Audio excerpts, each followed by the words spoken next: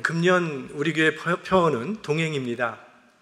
위로는 주님과 동행하는 삶을 살아가고, 옆으로는 그동안 팬데믹으로 많이 어려웠는데 다시 교우들과 함께 동행하는 공동체를 세워갑시다. 그런 의미에서 동행이라고 정해보았습니다. 하나님께서 우리에게 가장 원하시는 것이 무엇일까요? 하나님께서 가장 갈망하시는 것은 무엇일까요?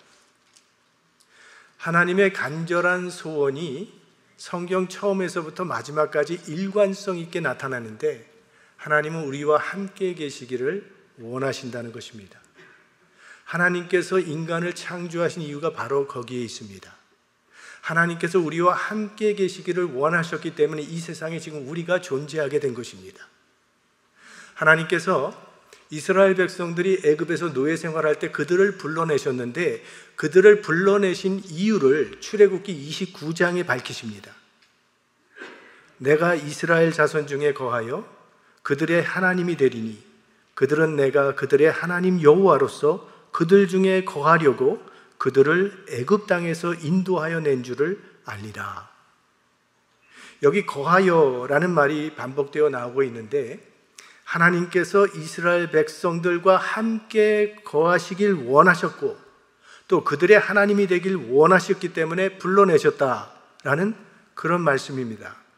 그래서 출애굽하자마자 이스라엘 백성들에게 하나님께서 명령하신 것이 성막을 지으라는 것이었습니다. 성막은 이동식 텐트라고 말씀을 드렸어요. 이것을 회막이라고도 부르고 또 장막이라고도 불렀습니다. 얼마 전에 말씀드린 것처럼 이스라엘 백성들은 양떼들, 소떼나 이런 가축들을 몰고 다니면서 이리저리 옮겨 다녀야 되는 그런 유목민들이었기 때문에 이 장막을 치면서 살았습니다. 그래야 옮겨 다니기가 편리하기 때문에. 그러니까 장막의 문화입니다. 이 장막이라고 하는 것은 가족들이 함께 있기 위한 하나의 공간을 만드는 것입니다. 그러니까 장막을 친다고 하는 것은 함께 있는 의미가 있는 것입니다. 그러니까 하나님께서 이스라엘 백성들에게 성막, 장막을 만들라고 한 것은요, 하나님께서 이스라엘과 함께 계시겠다는 그런 의미가 들어가 있는 것입니다.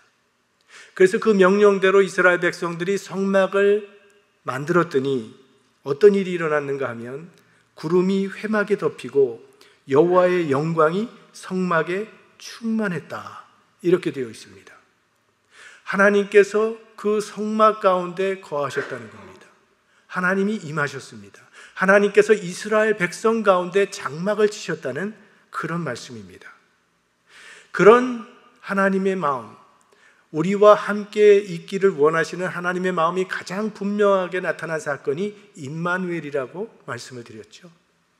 보라, 처녀가 잉태하여 아들을 낳을 것이요 그 이름은 임마누엘이라 하리라 하셨으니 이를 번역한즉 하나님이 우리와 함께 계시다 함이라. 오늘 사도 요한은 이 임마누엘 사건을 이렇게 기록하고 있습니다. 요한복음 1장 14절, 말씀이 육신이 되어 우리 가운데 거하심에, 이 거하심에라고 하는 단어가 헬라어에 장막을 친다라고 하는 뜻이 있는 그런 단어입니다. 그러니까 하나님이 말씀이 육신이 되어 우리 가운데 장막을 치셨다. 다시 말하면 하나님께서 인간이 되사 우리 가운데 함께 계시게 되었다는 그런 말씀입니다. 예수님께서 이 땅에 오셔서 12제자들을 택하셨는데 그 12제자를 택하신 이유가 또 성경에 나오죠. 이에 12를 세우셨으니 이는 자기와 함께 있게 하시고 또 보내사 전도도 하며, 그러니까 주님과 함께 있게 하시려고 12제자를 부르신 것입니다. 근데 이거는 12제자에게만 국한된 것이 아니라 주님을 사랑하는 모든 자에게는 주님께서 직접 찾아가서 그들과 함께 있겠다고 약속을 하십니다. 요한복음 14장 23절, 사람이 나를 사랑하면 내 말을 지키리니 내 아버지께서 저를 사랑하실 것이요 우리가 저에게 와서 거처를 저와 함께 하리라. 함께 하시겠다는 거예요. 그러니까 이 주제는 창세기에서부터 요한계시록까지 일관성 있게 연결이 되고 영원한 하나님의 나라에까지 계속되는 성경의 주제로서 하나님은 항상 우리와 함께 있기 원하신다는 것을 확인시켜 주시는 것입니다. 요한계시록에 가면 우리 구원받은 백성들이 들어가게 될 새 예루살렘에 대해서 말을 하는데 이렇게 설명을 합니다. 계시록 21장 22절에 성 안에 성전을 내가 보지 못하였으니, 새 예루살렘에는 성전이 없다는 거예요. 이거 이상한 말 아닙니까? 아니, 천국에는 어디에나 하나님께 예배드릴 수 있는 성전이 있어야 될 텐데 하나님의 나라에 성전이 없다니, 이게 잘 이해가 되지 않는 구절입니다. 근데 그 이유를 이렇게 설명합니다. 성 안에 성전을 내가 보지 못하였으니 이는 주 하나님 곧 전능하신 이와 및 어린 양이 그 성전이심이라. 성전의 의미가 무엇입니까? 하나님의 임재, 하나님이 우리와 함께 계시다는 영적 장소로서의 의미입니다. 교회도 그런 의미가 있기 때문에 우리가 교회를 하나님의 집, 아버지의 집 혹은 성전이라고 부르는 것이죠. 하나님의 나라는 하나님의 임재로 충만한 것이기 때문에 성전이 따로 필요 없다는 거예요. 그 자체가 성전이니까. 자, 그 하나님의 나라에서 이루어지게 될 일을 또 사도 요한은 이렇게 예언하고 있습니다. 보라, 하나님의 장막이 사람들과 함께 있음에 하나님이 저희와 함께 거하시리니 저희는 하나님의 백성이 되고 하나님은 친히 저희와 함께 계셔서 모든 눈물을 그 눈에서 씻기심에 다시 사망이 없고 애통하는 것이나 곡하는 것이나 아픈 것이 다시 있지 아니하리니 처음 것들이 다 지나갔음이로라. 그러니까 하나님의 나라는 어떤 것인가? 하나님이 우리와 영원히 함께 계신 것이 하나님의 나라라고 말을 합니다. 우리와 함께 있기 원하시는 그 하나님의 간절한 소원이 완성되는 것, 그 하나님의 뜻이 성취되는 것, 그것이 하나님의 나라라는 거예요. 그리고 그때가 되면 더 이상 눈물도 없고 애통하는 것도 없고 곡하는 것도 없고 사망이 있지 않을 것이라고 했습니다. 왜 이 땅에 눈물이 생겼는가? 왜 이 땅에 슬퍼하는 일, 애통하는 일, 곡하는 일이 생겼고 왜 인간은 죽어야만 하는가? 그 이유는 인간이 하나님을 떠났기 때문이라는 겁니다. 원래 인간은 하나님과 함께 있도록 지음받았는데 그 생명의 근원이신 하나님을 떠나버렸기 때문에 거기서부터 인류의 비극이 시작된 것입니다. 창세기에 보시면 하나님께서 에덴 동산에 찾아오셔서 아담과 하와와 함께 동산을 거니는 그런 이야기가 나옵니다. 그러니까 본래 인간은 하나님과 함께 있도록 창조된 존재였다는 거예요. 그런데 그 관계가 죄로 말미암아 끊어지게 되었고 하나님과 인간 사이에 건널 수 없는 장벽이 생겼습니다. 이제는 하나님과 인간이 함께 있을 수 없는 관계가 되어버렸다는 거예요. 그때부터 하나님의 간절한 소원과 관심은 그 깨어진 관계를 회복시켜서 하나님과 인간이 함께 있게 되는 것이 하나님의 소원이요 하나님의 뜻입니다. 그 뜻이 성취되는 것이 하나님의 나라라고 말씀하고 있는 것이죠. 이 성경에 나타난 우리 인간의 본능, 그거는 하나님으로부터 도망가고 싶어하는 본능이 우리 안에 자리 잡고 있다는 겁니다. 하나님 도피 본능이죠. 에덴 동산에서부터 아담과 하와는 하나님의 낯을 피하여 나무 뒤에 숨었습니다. 구약 성경 사실은 처음부터 마지막까지 하나님으로부터 도망가는 이스라엘의 기록입니다. 그리고 신약에 넘어오면 가장 유명한 비유인 잃어버린 양과 탕자의 비유, 모두 인간의 도피 성격을 잘 보여주고 있는 거죠. 성경까지 갈 필요도 없고 한번 자기 자신만 생각해 봐도 우리가 얼마나 주님을 떠나보려고 틈을 엿보는지 알 수 있지 않습니까? 하버드 신학대학 교수들이 우리 현대인들에게 가장 큰 영향력을 미치는 종교가 있다고 말을 했어요. 하나는 과학이라고 그랬습니다. 무엇이든지 과학적이 아닌 것은 믿지 않습니다. 그 다음에 향락이라고 그랬어요.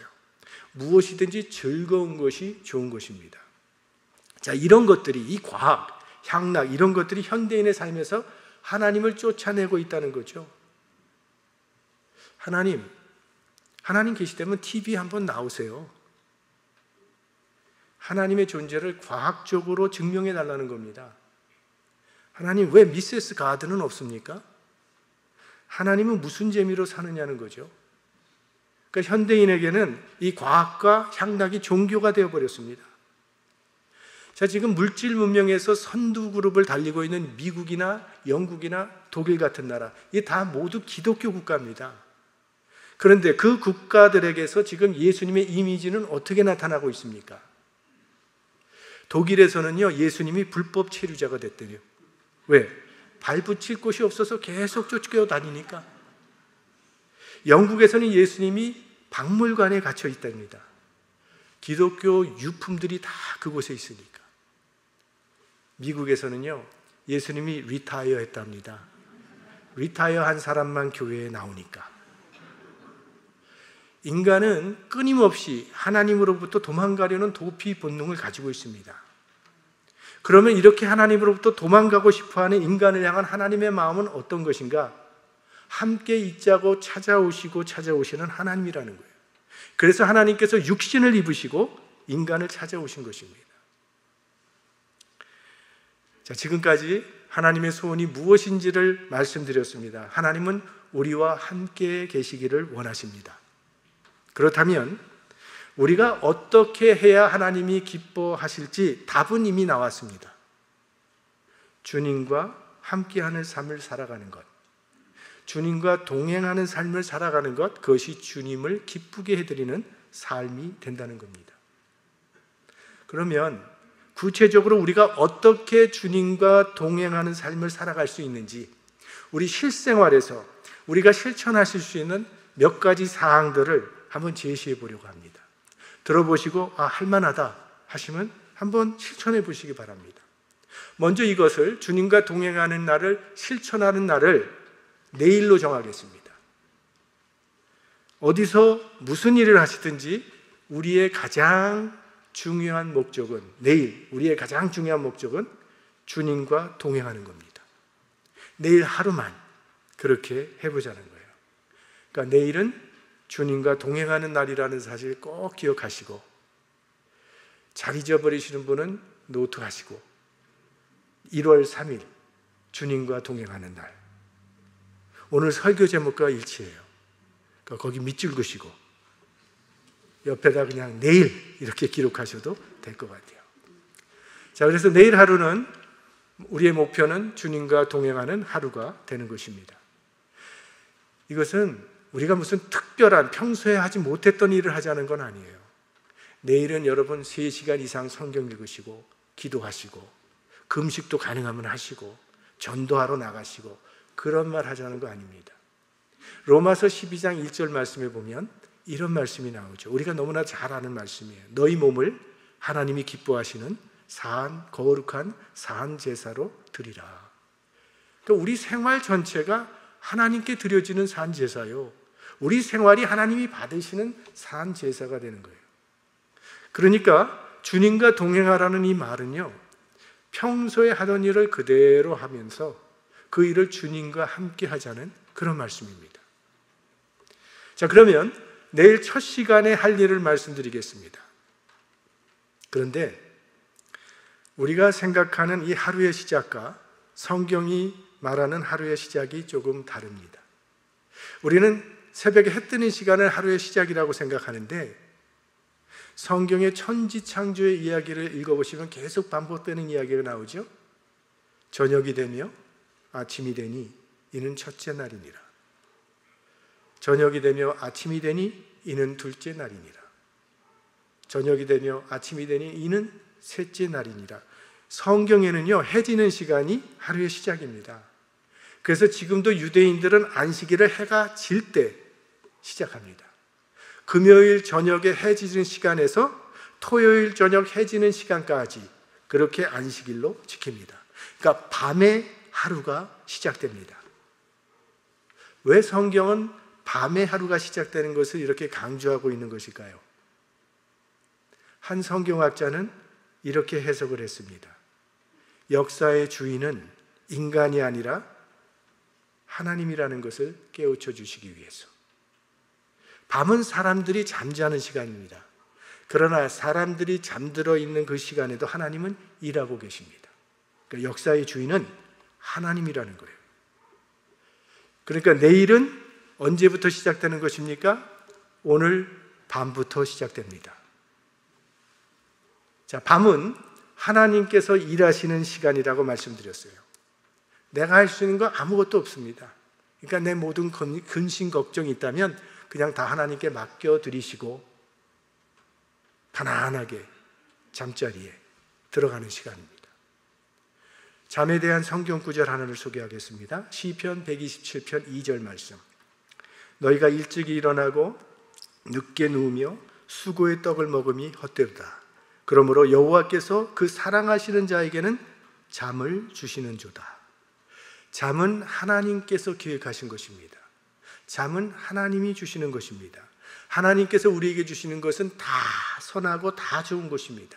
우리에게 필요한 것임을 알기 때문에 주시는 것입니다. 그러니까 오늘 밤은 하나님이 주시는 잠을 마음껏 누리시기 위해서 가능하면 일찍 주무시기를 바랍니다. 오늘 밤 하루만이라도 드라마를 너무 늦게까지 보시지 마시기 바랍니다. 그 드라마 여러분이 지켜보고 있지 않아도 각본대로 잘 진행될 테니까 하나님께 맡기시고 푹 주무십시오. 그래서 최상의 컨디션으로 새 아침을 맞이할 수 있도록 적당한 시간에 잠자리에 들어가는 것, 그게 우리가 실천할 수 있는 첫 번째 일입니다. 그리고 잠에 들기 전에 한 가지 할 일이 있어요. 사도 바울의 권고사항입니다. 에베소서 4장 26절, 분을 내어도 죄를 짓지 말며 해가 지도록 부음을 품지 말고. 이 분노의 감정을 내일까지 가지고 가지 말라는 거죠. 이 화난 감정을 내일까지 연장시키지 말라는 것입니다. 우리가 보통 잠들기 직전에 하는 그 생각이 그 다음날 우리의 생각과 감정에 영향을 끼친다는 겁니다. 그러니까 오늘 밤에 잠들기 전에는요, 부정적인 생각이 있었다면 그거 다 하나님 앞에 내려놓으시고 그저 감사했던 일들을 몇 개 떠올리면서 간단하게 감사 기도를 드리시고 주무시기 바랍니다. 그렇게 오늘 밤 주님과 함께 하루를 시작합니다. 자, 다음날 아침 눈을 뜨시면 첫 생각이 주님이 되게 하십시오. 우리 주님께서는 여러분이 잠들고 있는 그 시간에 여러분들이 일어날 때까지 밤새 우리를 기다리셨습니다. 시편 143편 8절 말씀. 아침에 나로 주의 인자한 말씀을 듣게 하소서. 내가 주를 의뢰함이니이다. 그러니까 첫 시간에 조용한 장소에서 성경을 펼치시고 영의 양식을 먹습니다. 내일 우리가 사용하고 있는 매일 성경 큐티 본문은 요한복음 1장입니다. 오늘 저희들의 본문은 요한복음 1장 14절이었고요.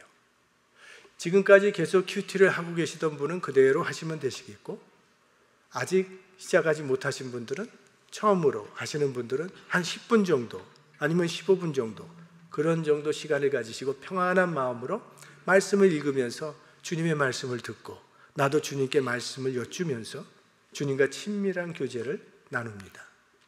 그리고 오늘 해야 될 모든 일을 주님과 함께하는 하루가 되게 해달라고 간단하게 기도를 드리고 마칩니다. 그러니까 내일 첫 시간은 큐티로 시작하자는 거예요. 그 다음에 할 일은 씻는 일입니다.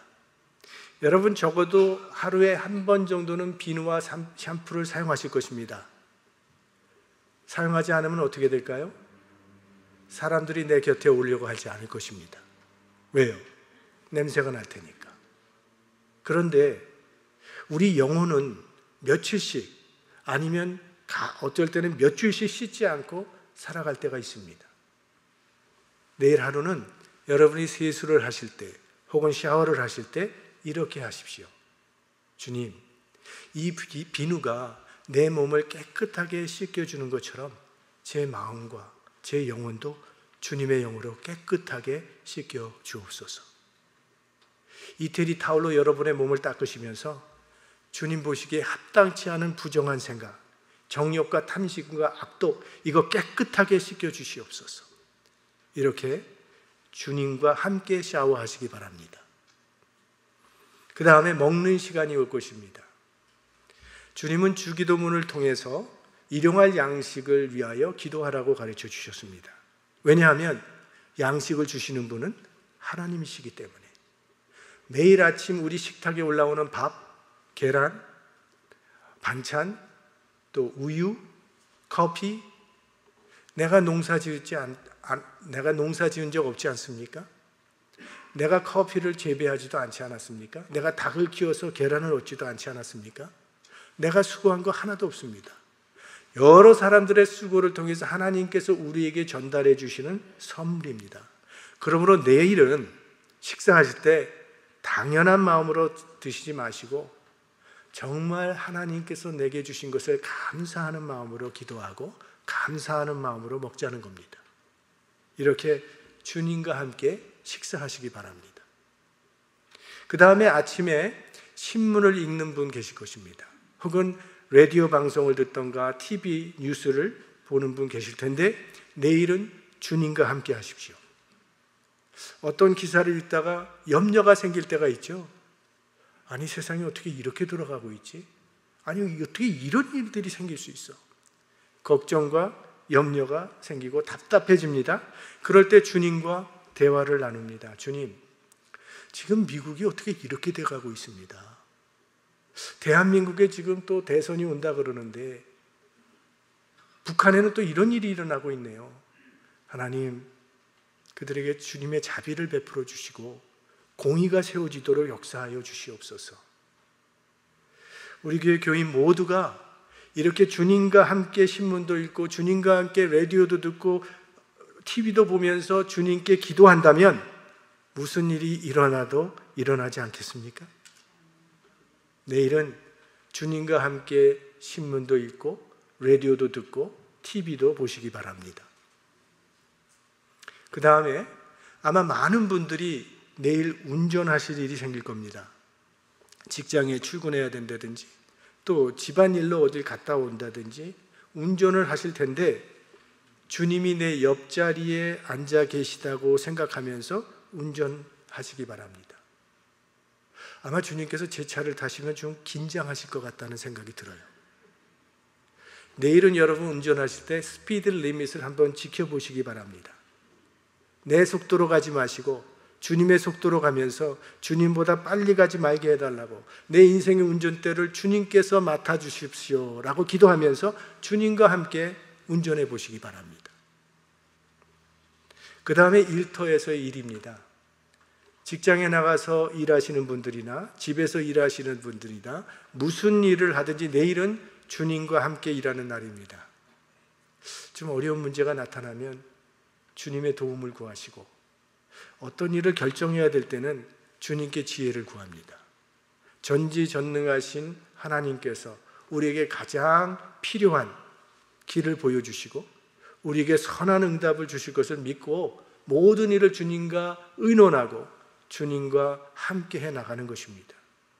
그리고 하루 일을 다 마쳤을 때는 내가 어디까지 일을 끝냈던지 내가 이렇게 시간을 낭비했구나 이런 부정적인 생각은 갖지 마시고 내게 일할 수 있는 건강과 일할 수 있는 일터를 주신 하나님께 감사를 드리시기 바랍니다. 하나님께서는 천지창조를 하시면서 매일 천지창조 하루 일이 끝날 때마다 보시기에 좋았더라라고 만족을 하셨습니다.